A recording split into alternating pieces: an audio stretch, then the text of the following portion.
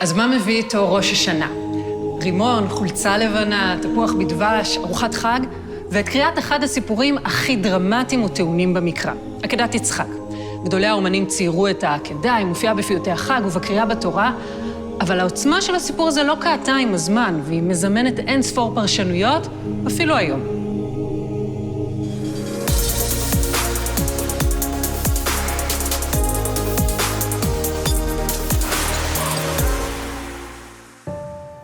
את הסיפור כולם מכירים. אלוהים מעמיד את אברהם בניסיון הקשה ביותר שאפשר להעלות על הדעת.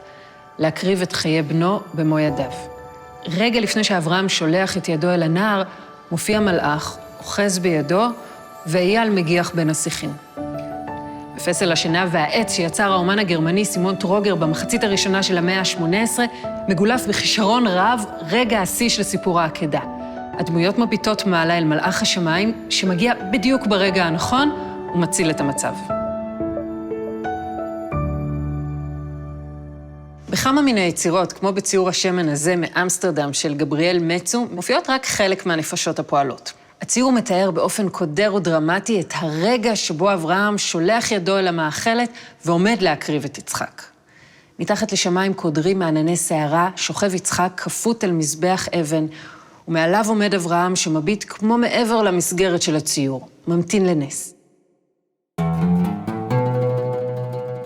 בצד השני של העולם, במאה ה-19 באיראן, הדמויות בציור נראות מאופקות, אבל הרושם שהן מעוררות מטעה. הפנים שלהן, ובפרט העיניים העצומות למחצה, מרמזות על אקסטזה דתית רבת עוצמה, ועל הדרמה הרגשית והרוחנית שמתחוללת בנפשה של כל דמות.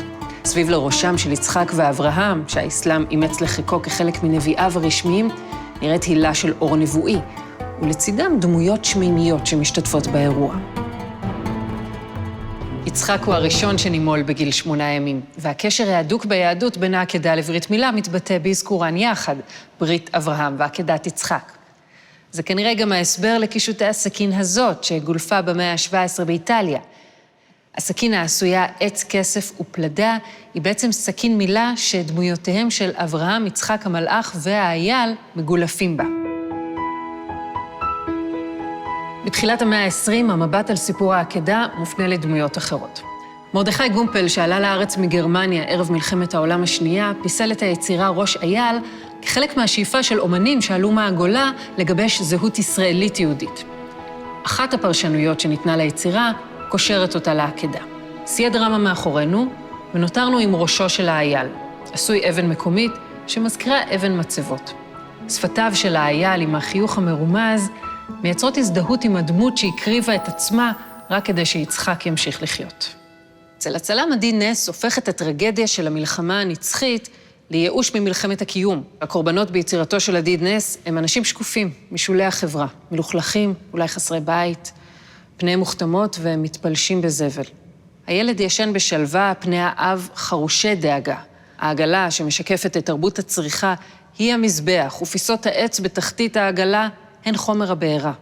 המציאות הכלכלית היא המאכלת שמאיימת על הבן והאב, והן אף רמז לאייל שיציל את שני הקורבנות האלה מגורלם.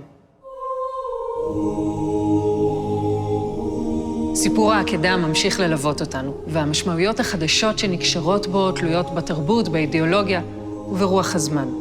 הסיפור שמציע נקודות מבט מגוונות, של האל, של האב, של הבן, של האייל, של המלאך, אפילו של האם שנעדרת ממנו, מזמין אותנו לקרוא בו שוב ושוב, שנה אחר שנה, בראש השנה.